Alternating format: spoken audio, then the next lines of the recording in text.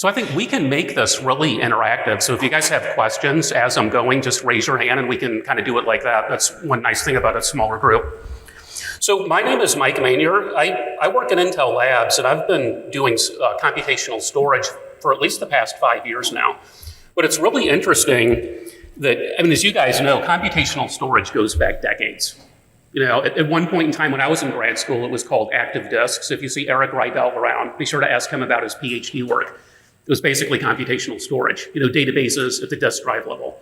In the 70s, ever heard of database machines? That was more computational memory, but it was the same basic idea that I/O is expensive, so let's get as much processing as we can close to the media, right? Well, now we're calling it computational storage or compute and storage, and computational memory is just a stone's throw away from that, but the same fundamentals apply, right?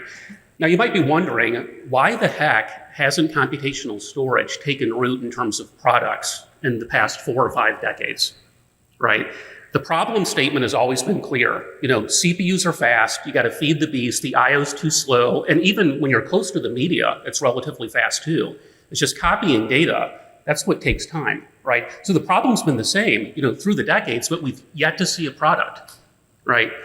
I would argue that there are certain primitives that need to go down at the storage layer, very similar to what you see with, you know, the TCP checksum at the NIC layer that folks have been missing, right? So when we started teaming up with Solidigm, and it's, for those that don't know, Intel spun out its NAND business and it became Solidigm, and so there's still a close relationship there. But we were looking at computational SSDs at Intel Labs before the spin out, right? And we had a small SSD with ARM processors, and we said, okay, let's use that for good, and let's do some compute right next to the NAND, and that's what we did. This is a very advanced evolution of that, but still the primitives are by and large the same, right? So think data integrity. This is something that's really expensive in terms of data movement. It's 100% read workload, and it's the most read-intensive workload that there is, I would argue, because you're reading everything that you've stored, whether it's hot or cold, because you want to look for silent corruption, bit rot detection, right? So it's really kind of the poster child, a flagship use case for computational storage. If we can nail data integrity, it basically establishes the layers up and down the stack, which I'm going to talk about, and it opens up the door for more advanced offloads. But we don't need to start, for example, with full database offload.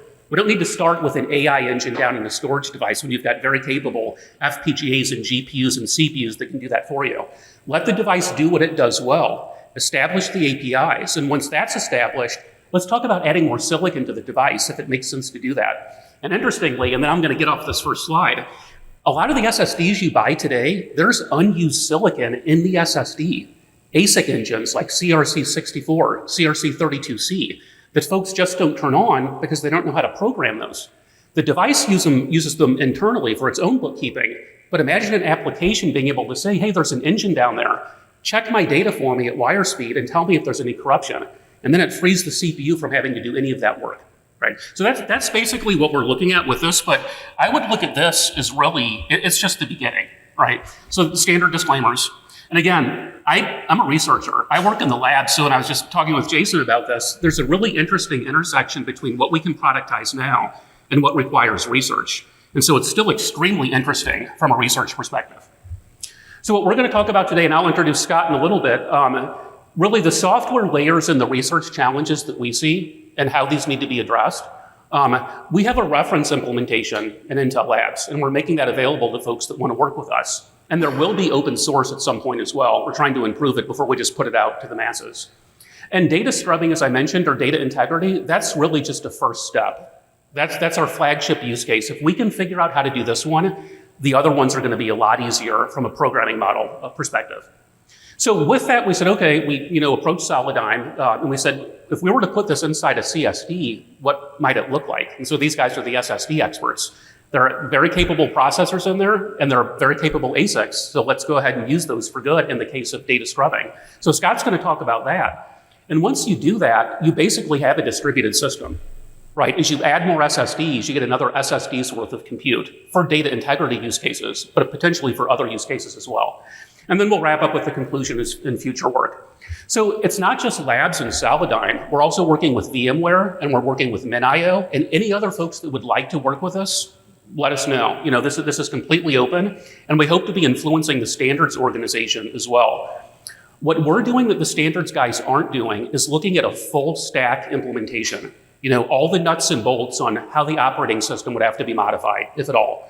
What's the interaction with the file system? What do device drivers have to do? Any hardware tweaks that we have to make? And our goal is to really kind of take out the mystery of a full stack computational storage solution. And I've convinced myself, and hopefully I'll convince you guys as well, there's not much left to figure out before we productize this. I feel like we're basically there. It's just a matter of cleaning up a lot of the research, validating some device drivers, validating some firmware, and getting it out into the market. And then at that point, we'll have what I would say is a first computational SSD that can be widely deployed, that does data integrity, and again, sets the ground floor for a lot of other stuff. So the differentiator between this as computational storage and what every disk device already does is that this can do other things. Yes.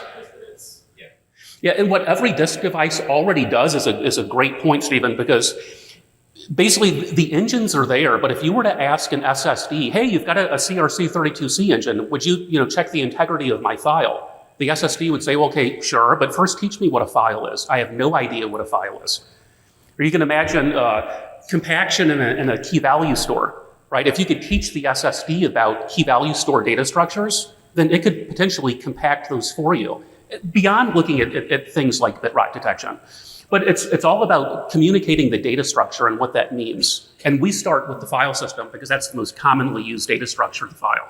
And from there, we can branch out to other things. So this is not just reproducing what controllers already do. This is, yeah, basically making them programmable, right? Because initially, folks say, well, what's the silicon opportunity here? What more do you have to add to the drive to accomplish what you want to? It's like, well, right now, we don't have to add anything. The silicon's there.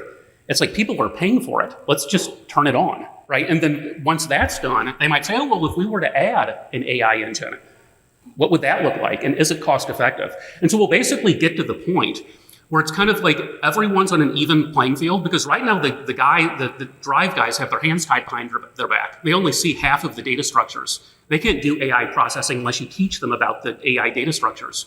But if we had these data structures known up and down the stack, then let the strongest processor win. Wherever it makes sense to process the data, let's do it there, rather than have kind of a business system keep certain guys out of the playing field, right? So we kind of want to democratize compute. That might be another way to think about it. So here's the research slide. All the horizontal bars here represent software for the most part. There might be a silicon angle as well, but what we really need to do is figure out this from the bottom up. And this is what that full stack solution looks like. So Intel and Intel Labs, we kind of look at it from a storage server perspective. That's the most interesting one for us because there's a lot of silicon in a storage server. We have CPUs and accelerators like DSA, Data Streaming Accelerator. We've got SmartNICs or IPUs that could be in that server as well. FPGAs and GPUs, and of course NAND SSDs that may or may not be computational. Right? So if you have a storage server that looks like this, there's a lot of silicon that you can tap into, and that's our goal. So as I said, we don't need to add any more silicon because that's already there. Step one, let's program what's there, right? So number one, we need to be secure. It needs to be multi-tenant. Chances are you won't have dedicated access to the storage server. You're going to be sharing it with multiple tenants. That's especially the case if you're running in a container or a VM. So we kind of want to address that from day one. So this programming layer is fundamental, and this is what the NVMe guys are looking at. What's the wire protocol to communicate to this device? And I think that's probably the right way to go, the path that they're on. Up in the application server, that's kind of Wild West right now. What changes are we expecting from the operating system kernel or the file system, if any? What user libraries are needed to get this done? And that's what we're still looking at from a research perspective, believe it or not. And I think we've got enough figured out, at least for this one use case, that we can drive it through the product, right? So let's start at the bottom. The device layer with support for legacy block storage, right? We don't want to change the block storage interface. It would be so convenient to go to an object-based storage device. I actually chaired the OSD working group a number of years ago, and we created a SCSI standard for object storage. Basically, it's like a key value drive. If you had an object-based storage device, you could make requests against those objects, basically object-oriented programming. Compress this object, search this object, filter this object. It would actually make computational storage almost trivial at the device layer. Unfortunately, object storage at the device layer really never took off. Maybe it wasn't cost effective. There are a number of other reasons. But we have object storage at the cloud layer, which you guys all know about. So we're thinking, requests will ultimately start with objects, but when you go down to the block layer for computational block storage, which is what I'm talking about today, we have to deal with this block interface. So if you want to get into an SSD, you've got to speak blocks, right? So this device layer here, our question was, what would we have to add to the basic read-write protocol to get computation? And it turns out, just add a new command that says execute over this data structure. But you first have to teach the device what the data structure is. And what the data structure is a collection of blocks effectively with a length. And I'll give a little more detail on what that is. The aggregation layer, and this goes back to the 90s when I first started doing computational storage. Folks said, well, how the heck do you deal with RAID? Right? What if you see part of a database or part of an elephant in a field? How do you search? How do you do anything? It's like, well, we have to address that. But a lot of the middleware that you see here, these are storage systems that have the ability to intelligently lay out data. They do it for performance and reliability reasons all the time. They add padding judiciously, right? If we were to think about this, just a little more padding to make sure that your data structures are well aligned so that an image, for example, doesn't straddle two SSDs, then it's possible to do Hadoop effectively at the block layer by decomposing a task into a number of block level tasks, each being served out by an individual drive. The key is making sure that those drives see entire data structures. But again, that's possible through software. And I might talk a little bit more about that if we have time. Scheduling, not everything is going to run on the CPU or the GPU or the SSD. We'll have all the silicon in the bottom here. So who's going to schedule that? Well, let's make good use of the operating system and also user-level scheduling libraries that know how busy each tenant is and what resources are available. And so we can do an intelligent, again, kind of map, reduce style task scheduling exercise. And then at the very top of the stack, we want to make sure that what they say ninja programmers aren't required to get this done. We want your average developer to come in and not have to worry about the details of NVMe and the details of the block protocol and say, here's a file, this is what I want to do to this file. Again, much like the MapReduce protocol. They understand algorithms, they don't understand bus protocols and I/O. So if we can appeal to them and basically say, tell us about your data, tell us what you want to do, we'll decompose and we'll push it down as far as it makes sense. We're thinking that that's the right solution. So there's a number of research areas here, but again, we're starting with data integrity as the most practical first step, and it also turns out to be relatively easy because we're below the erasure coding layer with data integrity, right? Look at the big storage systems, Ceph, Swift, HDFS, MinIO. They all do the same basic kind of data integrity check, but they're on chunks after you've replicated, after you've erasure coded. So you don't have to worry about the aggregation problem. So we'll solve that one first, and then we'll move on to the more difficult ones. Any questions on kind of this high-level vision and what's driving the research? If not, we'll just kind of peel the onion a little bit. So I mentioned the device layer is key. If we just look at what that wire protocol is going to look like, what do we have to add to the existing NVMe read, NVMe write commands? So that's kind of the goal. Again, teaching storage about data objects, whether they're files, directories, tables, or records, that's job one. And again, what's an object today? A collection of blocks and a length. And this is all information you can very easily get from any file system, or even a user-level file system like BlueStore. We're talking to the Ceph team about how you can use BlueStore instead of a POSIX file system to get the same metadata information. We're really talking about metadata. But once you've got this object well described in terms of scatter-gather lists effectively and lengths, then you can do arbitrary operations on the objects. I gave examples before, search text object A or classify image object B. Maybe you chain operations together in some interesting way. So that's kind of the goal, but it all depends on number one, right? And then three, once you've got a description of the objects and what you want to do, we've got all of our silicon at our disposal. And how do we schedule this? And then it turns into an operating system scheduling exercise. Right. So again, rather than go back and say, let's just use a key value interface or use an object interface, let's switch gears and say the block protocol is here to stay. How do we coexist with that? It's a little bit of a trade-off. And we came up with this idea called virtual objects. Right. Now we're using this because it's easy and expeditious for our research. It's the kind of thing that we could share with a standards committee. Maybe it's something that could be standardized, but for the purposes of this, I would think about what you have to do from the host software perspective to describe data so that a block storage device can understand it, right? So this exec operation, which I alluded to before, exec is short for execute. That's the one additional command that we add to the block layer, right? Our first prototype was in SCSI. So we used SCSI's bidirectional communication protocol to say, here's the command, here's the data, here's a description of the object, give us back the result, right? With NVMe, since it doesn't really support bidirectional, we do two commands. We send down the exec command once, and then we send down a follow-up saying, is it done yet? If so, give us the result. But it's really one or two commands, really straightforward, really easy to validate, right? So inside this command, I'm showing it in text, but we actually have a more efficient on-the-wire binary protocol. But inside the command, we specify an operation like search, but it could be anything. We specify the virtual object, which in this case is two blocks. This is a gather list in this example, blocks 13 and 42. Those blocks are the blocks that the file system allocated to the file. And we can get that block list from the file system through well-known APIs. So it's not like we're having to tap into operating system secrets or things that would change. There's an API to do that.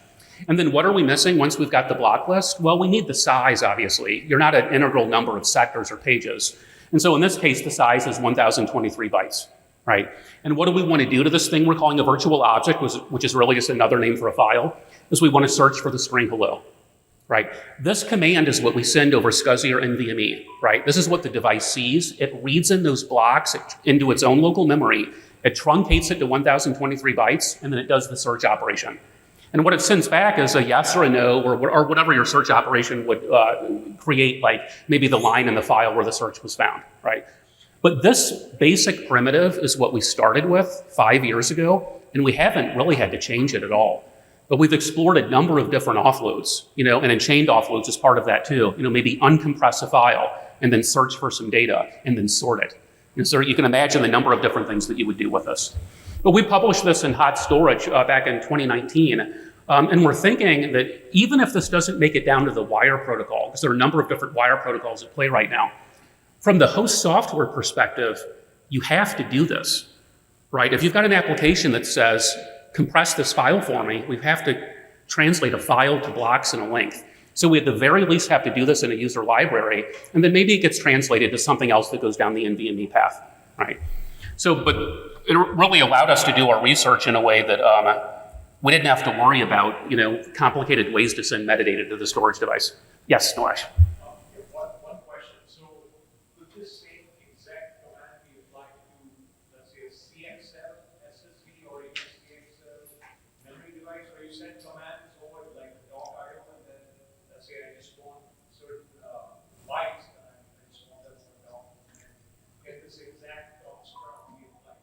I think so, because really this construct isn't. Oh yeah, can we do the same thing over CXL.io? Or really any transport for that matter? And I think the answer is yes. I mean, choose carrier pigeon if you want to, right? You just need to basically send a description of the metadata over to the device, and we have one prototype based on HTTP.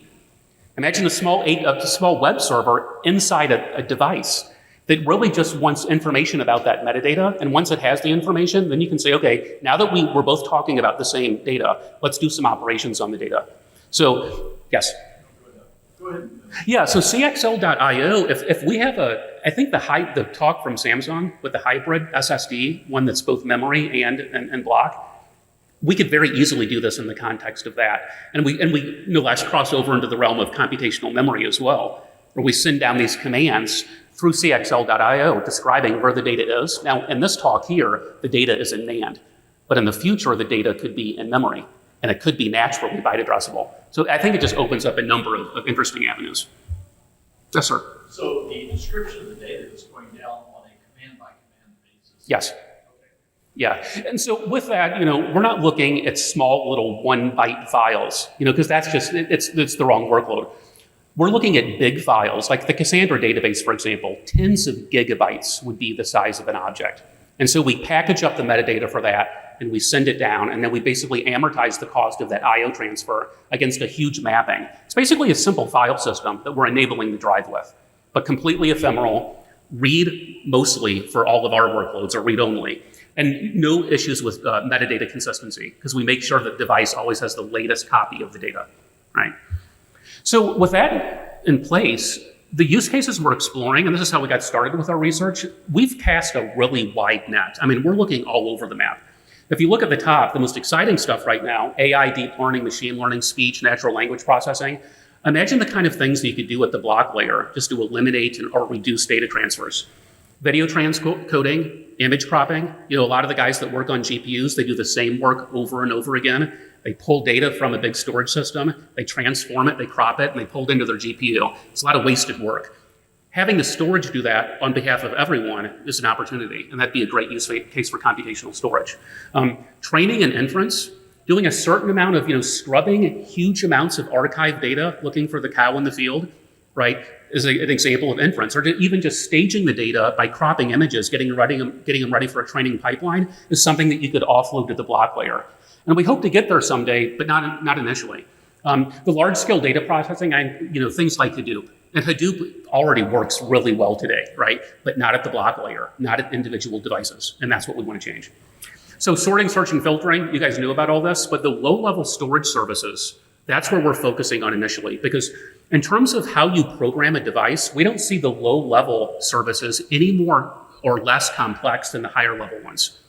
They all require a description of metadata, a description of the object, and some arbitrary chain of operations, right? So if we can figure out compression, encryption, dedupe, things like MD5, data scrubbing, I mentioned CRC32C, but there are a number of other hashes that are supported in storage devices today. If we can nail these, then we can work our way further up the stack, the way that I described, and see what other workloads make sense at the block layer. And so some of the stacks that we're looking at, S3 compliant stacks like MinIO, RocksDB, Hadoop, TensorFlow, all of these have various use cases that are very data intensive. And they all do data integrity. So let's start there and then work our way up. Question. Yes? What's the messaging overhead of this exact command, for example, like if on every cache line, or let's say every block, I need to set this, is it going to flood my interconnect? For every cache line, yes. For every big file, no. So I'll share some data later that, the latency of sending an NVMe command, we're not going to get around that. So whatever the 0-byte transfer is, we're bound by that. And what our compute descriptors, that metadata that we send down, is a handful of bytes, really. So it's really just like the fundamental transport latency that we're dealing with. But even with that, you have to be careful about how many small packets that you send. So that's why we're focused on big data where the cost of that transfer is basically negligible. Okay, so here's a little bit more on the data scrubbing use case. MinIO, Ceph, OpenStack, Cassandra, what do? They store data with checksums like CRC64. And then they regularly read out all of this data as frequently as they can to feel good about the availability and reliability of the data. This is expensive. If you do a little bit of Googling about the right frequency to do a deep scrub, you'll see all this information about, okay, we'll do it at 3 in the morning when no one's using the system. Watch out for latency outliers because it's expensive, right? So, and these guys all have caveats on how to do it. And they say do it as frequently as you can because the last thing you want is a drive failing, silent corruption, and you don't know about it. Could have failed months ago until someone reads it for the first time. And then you have to reconstruct through expensive erasure codes or maybe replicas that are off in the distance, right? And so what we want to do is proactively go and scrub as quickly as we can to up the availability so that real users don't get caught with the reconstruction. So that's kind of the goal here. So if you look at the software stack on the left there, all of these stacks here sit on top of a local file system like ext4 or XFS. That's where we get the metadata from. Right, so once we get that metadata, we can basically build that virtual object request. We send it out through SCSI or NVMe to a storage server or an individual device. And then the process that I described basically takes root. Now, if we can do this, think about the different silicon opportunities down in the storage device, because all of these guys use slightly different hashes. There's some value add in the hash. CRC32, MD5, highway hash, Blake 2. Right? So imagine a storage device that offers the best hashes, the most general purpose hashes, is going to be the best storage device for these drives or for these applications. Think about it as an object storage or a cloud optimized SSD that can basically be a self-scrubbing SSD. That's a huge value because now all of that data can live and remain in the SSD, and for data integrity purposes, none of it has to leave. Right? So that's kind of our goal here. Wanted to point out another example of why Intel might be interested in this. Data Streaming Accelerator, I don't know if folks have heard of that. It's basically a companion processor to one of our Xeons that can do CRC32C, right? If that is living inside an NVMe over TCP storage server, for example, it's sitting there idle. It has nothing to check because it can't see files. But as soon as we apply a use case like this, where we teach that storage server about individual files, and the fact that Ceph, in this example, already protected them with CRC32C, then we can very easily offload the CRC32C check to DSA. So it's a great example of silicon. If you buy a Xeon, you get DSA, and this will actually allow that to be used, right? And that's just one of many examples. You can imagine a number of others. So, Jason, thank you for putting this bulleted list together, because I think you really captured it well there. Look at the data integrity check. Compute intensive, read intensive, memory intensive, not scalable. It basically checks off all the things that you would want to use computational storage for, right? And so with this, again, we think that this is really the use case to get the industry started with. So to give you a flavor for the performance, this is with NVMe over TCP. I had 2 Ice Lake storage servers set up in our lab. So we basically mounted 8 ext4 file systems to be representative of a big object storage stack. That's kind of what they do. No local storage in this case. And so what we wanted to do is test the performance of these various primitives.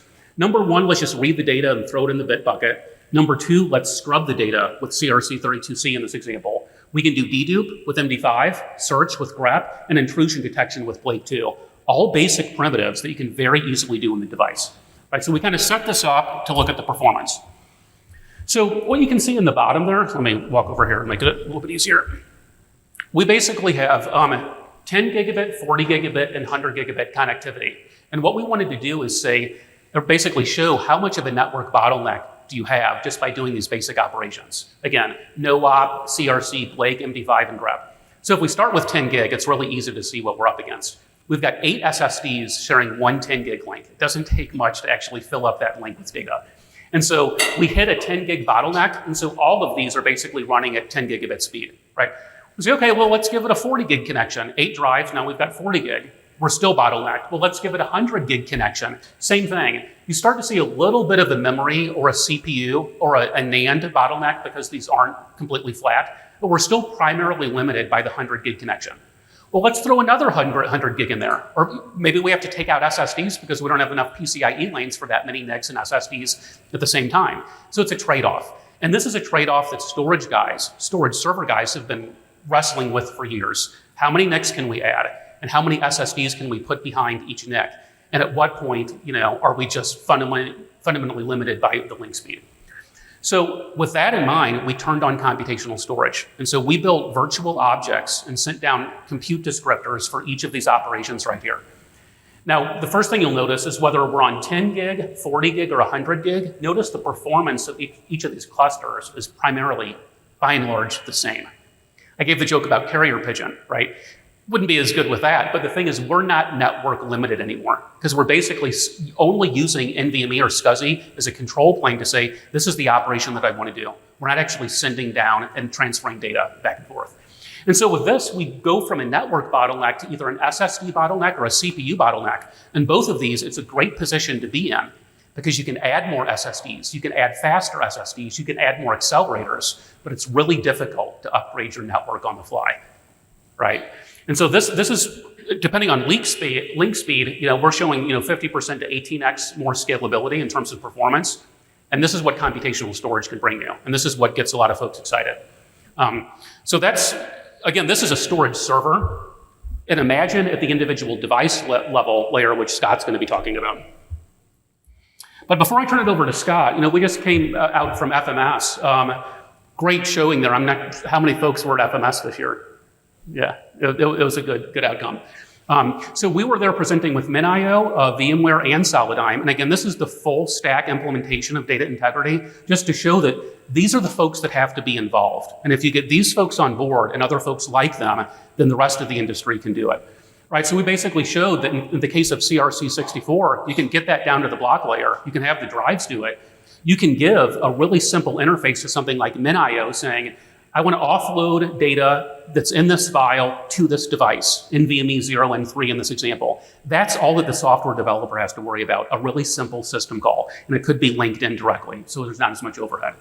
VMware, why would they be interested? Well, they currently whitelist and blacklist different operations, so we need to make sure that they allow the operation to come through their hypervisor. But beyond that, all the QoS stuff that I mentioned, they have the ability to rate limit or otherwise, provide different flow control for each tenant, and that's what we want to do. And so they see a big opportunity there. And of course, Solidigm, this is where the rubber meets the road. We want to do the CRC64 in the drive with ASIC support. You're not going to go any faster than that. And with the more drives we add, the faster it goes. So with that, let me go ahead and turn it over to Scott, who's going to talk about the drive. Thanks, Scott. And for those that are very curious, I am not Vinit, so I'm going to do my best to represent Vinit because he had a family problem that came up and was not allowed him to get into the event. So you get stuck with me on stage again. So the goal here is to try to talk about, okay, we've got really cool stuff we're doing. Every historical event we've dealt with, what's the killer app or how do we actually deploy it? You've seen it now deployed. Let's talk about how we get it deployed through the device. So the usual suspects on computational storage drives, why do I want to do this? I want to get the host back to doing other things. I want to make sure that I'm lowering the amount of data going across the wire because that helps with a lot of the bottlenecks that he highlighted related to the different Ethernet connections and things like that. I want to save host memory. We got a lot of operations that require a lot of host memory lately, AI and all that fun stuff that we're talking about. And we want to be able to scale it. So the more I add, the more benefit I get. We've always run into these walls, kind of like he highlighted with only so many drives behind a NIC because I only have so many lanes of traffic. So how do we get there?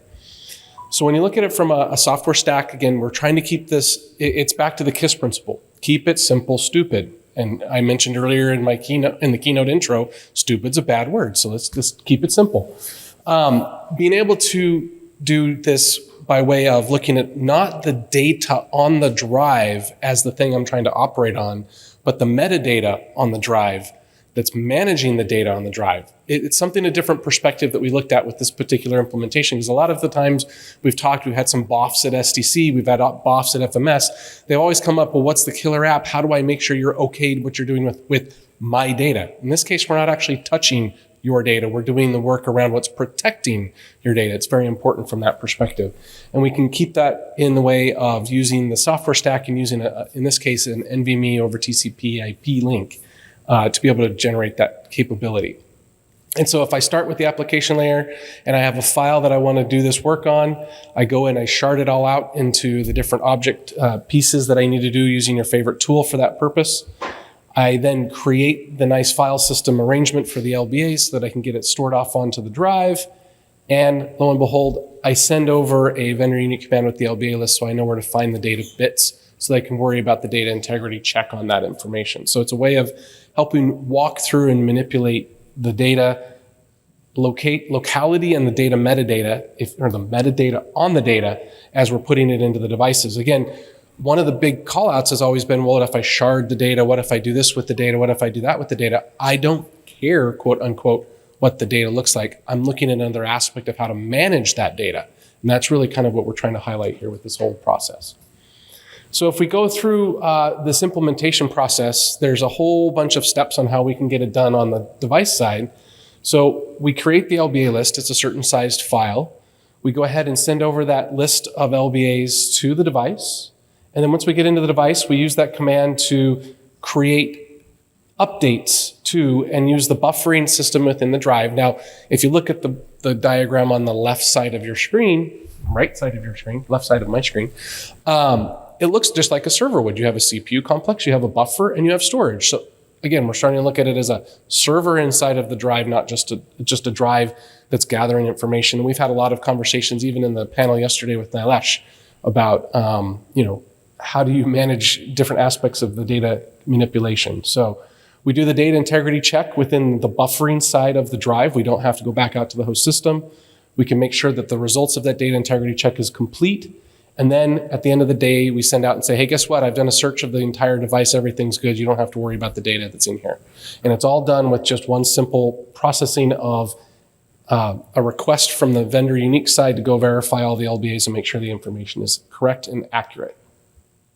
And then we just simply flush the buffer, and we're able to go off and do the same thing over again. And we can completely do this cycle over and over as much as we need to make sure the customer's happy. And to Mike's point, they want to do this often. They want to scrub that data a lot. They want to make sure it's in place. We somewhat have endless cycles available to us inside the device in perspective of depending on what the workloads are, and we can define the regions of it. So for example, worst case, if I'm bandwidth limited because the NIC can only have so many drives, and I've got 8 million IOPS, but I can really only push 2, well, those other millions of IOPS are actually inside the device where I can sit, well, it's got idle time doing all this work, and I don't have to worry about the user interrupts or anything. There's always space for it because we're never actually tasking the drive at the level the drive is actually capable of operating at. So in order to get there, it's very straightforward. You take an off-the-shelf product. We don't want to do anything, this is the world of COTS, consumer off-the-shelf. We want to keep it simple. We do not want to add cost. So no FPGAs, no external processors. Let's keep it in the device that we've already got on the board. Adding cost is not a way to do this. Keeping cost relative is important. It also adds to the energy efficiency of it because every processing item that I do within the controller inside an SSD is substantially cheaper than any processing cycle I steal from the CPU and the host. No matter whether it's a free cycle on the CPU or not, the energy cost and the carbon footprint, if you will, from the keynote is important from that perspective. It's an off-the-shelf NVMe driver. It has a lot to do with the fact that, there's been a lot of work over the last few years to go with the TP 4091 and 4131, which are in final stages of getting into the NVMe spec. Then it becomes quote unquote standard. And that's one of the reasons we've been spending so much time in the space doing all this. To Mike's point, getting from research to production requires a path. And one of the paths that was chosen in this case is through NVMe and as far as protocol and SNIA from a perspective of architecture. So yes, sorry, please. That's a D5 P5430. Is that what you're using? We are prototyping them in the lab, yes. The beauty of this capability is the drive of choice is more of a firmware modification. To Mike's point, all of the engines that we're using in this particular instance are default in the device. They're either not being used or they're being used internally for other things, and we're repurposing them. So it's more of a firmware modification than it is a hardware modification. It doesn't matter what media it is. It doesn't matter how much memory it is. We can work around those pieces of it, to your point. But thank you for knowing our product so well, Stephen. From a productization standpoint, yes, this is still an R&D project. It's in our pathfinding program. It's not a, quote, roadmapped to be released on X date type of a solution. But yes, we are working with existing products on this to be able to make it work. That's part of the key is I don't want to reinvent the wheel. I don't want to create, here, look at my fancy little thing that looks like it doesn't fit in form factor and has 7 extra chips on it. I want something from today's product. So when we look at the performance aspects of this and we think about how this works, you can see we always love the up and to the right performance charts, right? But we always hit that bottleneck. So in 2022, this was presented by Mike and as the day that was available at the time for that particular product. And we're even calling the product out here for you, Stephen. And you can see that there was a gradual growth in the performance of the drive. Now, a couple things that we want to continue to highlight, and I will always continue to highlight when it comes to computational storage, is this is not about replacing anything in the system. This is about supporting augmentation and offload of opportunity. I'm not trying to be as fast as a Xeon. I'm never going to want to try to be as fast as Xeon. I can't afford to be as fast as a Xeon, but I can make the Xeon more efficient in the system by offering some alternative opportunity. So if we fast forward to 2023 and you look at the capabilities that we're looking at, you can see we've made some improvements. And now, actually, guess what? I can outperform the CPU in the system by way of scaling up the number of devices, and the performance capability of being able to do this type of a particular process in that server is scalable with the number of drives. The more I add, the more the performance increases on this particular type of work. And it's not even now gated by the CPU processing. So the Xeon is going to continue to do what the Xeon wants to do, but we're going to give the users the capability to scrub their data, quote unquote, faster, because even if I go all the way back to just the one drive, and I look at it from I have an array of drives, and each drive is doing this simultaneously, and each drive is reporting back the results simultaneously to the host. I'm still roughly, if you look at from a perspective of the map, 50% of the performance of a Xeon. But the Xeon would have to do that to every drive in series, not in parallel, because it has to talk to each one, kick off the process, wait for a process step to come back, and do all the queuing and everything like that. So even in just the example of a single drive comparable, I'm giving you an advantage in the system because I'm letting that Xeon be busy, doing whatever it wants to do, and I'm increasing the scalability of the performance of this particular workload. So from a future work perspective, as I mentioned, the big thing here is, yes, this is a little bit more of it is R&D, so we've got some little secret sauce that we're playing with over here.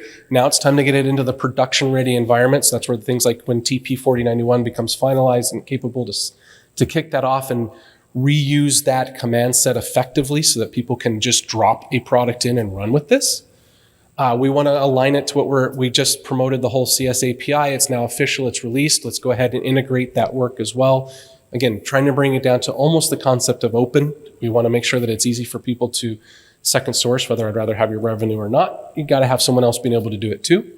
And then there's a thing called dynamic resource allocation. So now that we've got phase 1, let's get it working. Let's prove that it works, phase 2. Phase 3, let's get it standard, and then phase 4, what's next, in as far as being able to have some fun with it. So there's an opportunity to add additional compute now within the processing as well. We have the opportunity to increase the value of this even further. So yes, I can do the data integrity check, but now I can do more. I can add more resourcing. I can add more compute depending on the availability of the resources within each of the products that are being presented. In the case of the Solidigm, we've got compute engines that we know that are available based on the design of the technology, and we can play around with how we assign these resources more effectively. So if you're in a read-intensive workload, which is putting very little tax on my processor, I've got processing cycles. I can go do other fun things in the drive and actually start potentially manipulating data based on a collection of work with the partners that we've talked to, like MinIO and others that can actually rewrite the software layer to help us better take advantage of individual drive compute on individual shards of data and things like that. So we have a great opportunity here to go from that low level, get it in, get it done, get it started, and then I'll start talking about where we can go from there. We want to make sure that it's not future-proofed out, right? We don't want to say, here, it's done, now what?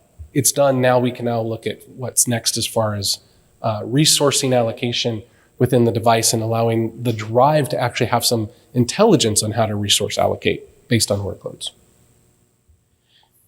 So low-level tasks on drive makes a lot of sense to offload it to the drive if you think about it with the right frame of reference. So utilizing the hardware accelerators and the firmware and software solutions, keeping it simple, making sure that the concerns of data locality are there. Yes, it is local. Yes, it is broken up, but yes, I can still protect that data with a more effective workload.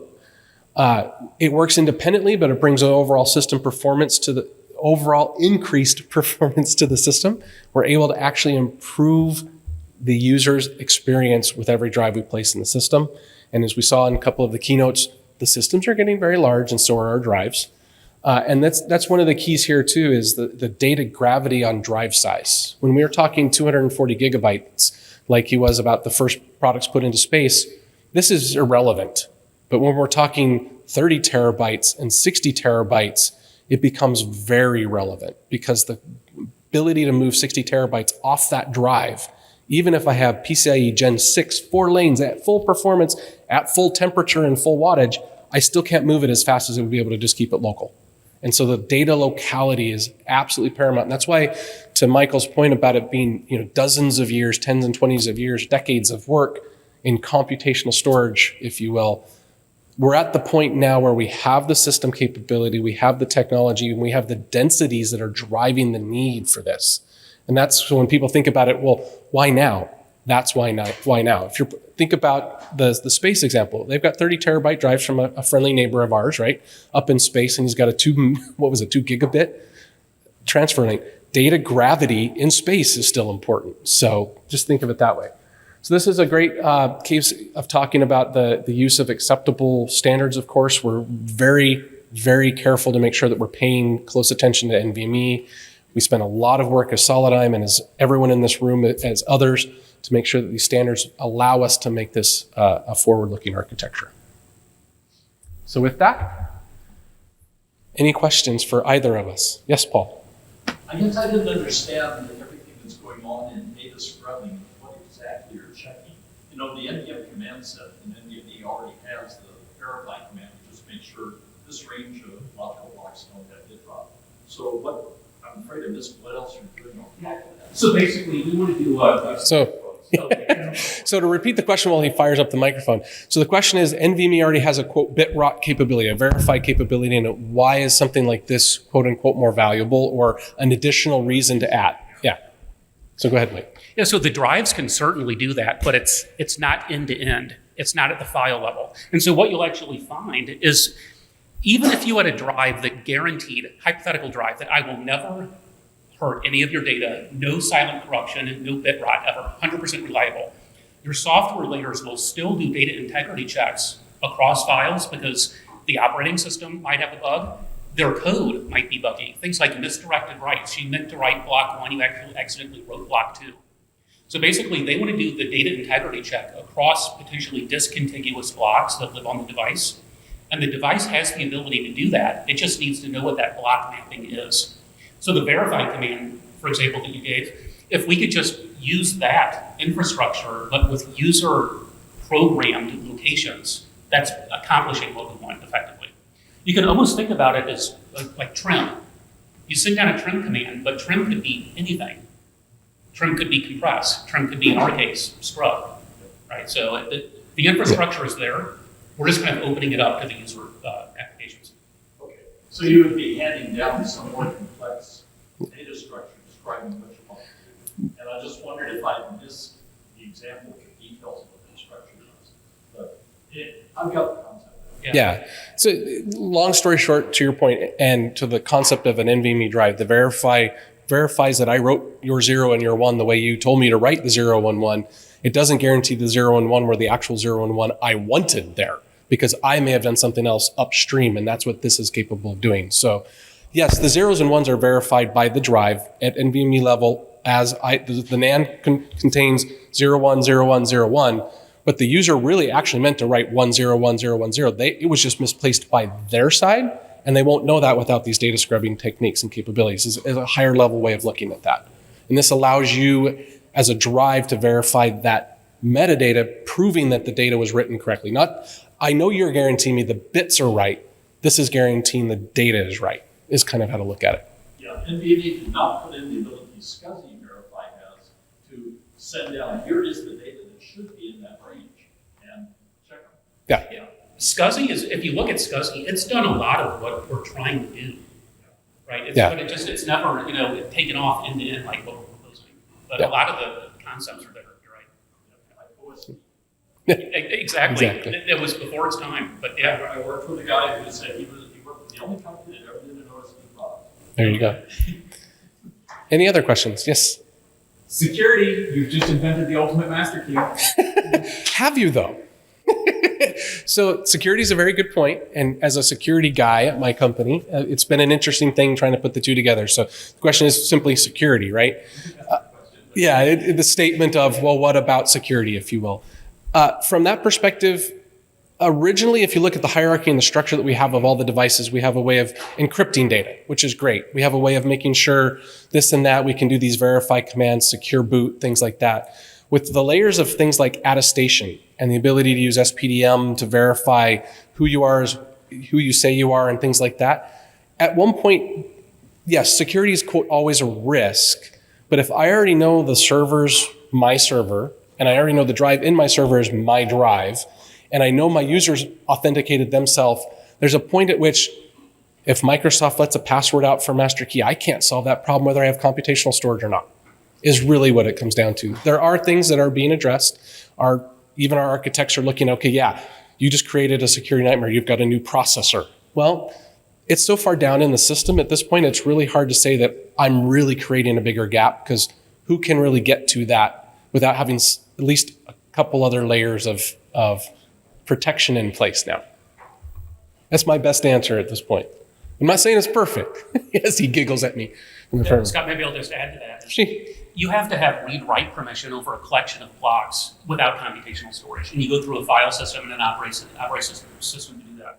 We don't change that model at all. right? We basically, if you have access to read a file, you have access to read the metadata, we package that up and send it down, and now you're accessing the same data as you would if you were in the operating system. We're not giving you access to more data. Yep. Right? So to Scott's point, if you already have access to the drive and you trust the drive, right, we're just getting the compute closer to it without changing the security model. We're just getting compute closer to it, but you have the same read-write permissions. Yeah. He still doesn't believe us, but that's okay. I believe you, I just don't love it. Any other questions before we call it? All right. Cool. Well, thank you, everybody. We appreciate your time. And have any more questions, again, we'll be outside.